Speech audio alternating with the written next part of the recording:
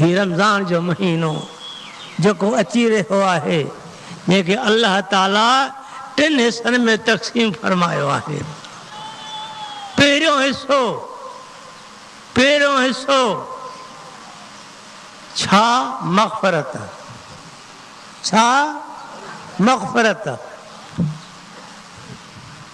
मग़फ़िरत का मामूली ना है। हाँ, मग़फ़िरत का मामूली ना है। ॿियो हिस्सो मौलवी साहब छा है? हाँ हाँ, पहिरियों हिस्सो रहमत।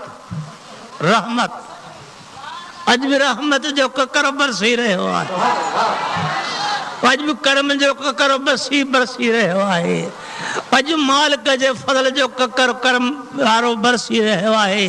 जेको ककर जंहिंजा कणा, जंहिंजा दाना, जंहिंजा फुड़ा दिलनि ते पहुचनि था, दिलनि तो ज़ंगार लहे थो, क़ल्ब में सुकून अचे थो पियो।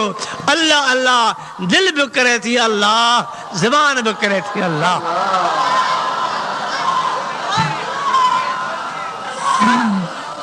ॾिसो अल्लाह जे करम आहे न। पहिरियों हिस्सो रब जी नेमत, ॿियो हिस्सो मग़फ़िरत।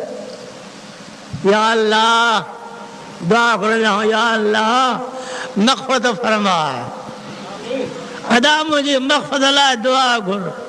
को नेक माण्हू आलिम सगोरो अल्लाह जो प्यारो मिलंदो आहे, दुआ घुरंदा साईं मुंहिंजी मग़फ़िरत जी लाइ दुआ घुर।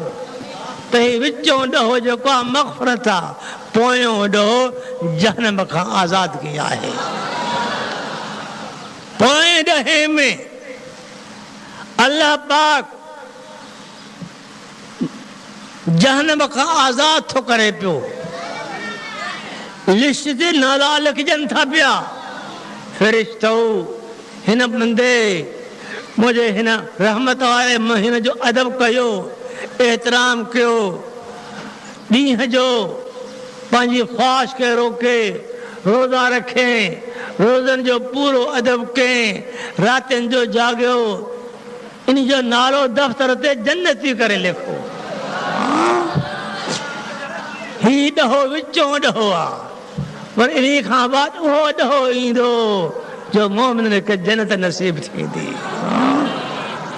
इहो सभु करीम जे सदके, नबी अलैहिस्सलाम जे आमन जे सदके, तशरीफ़ जे सदके, जे आज़ाद दुनिया में कुर्ब जो कदम न फरमाए हा त ही काइनात ई न हुजे हा।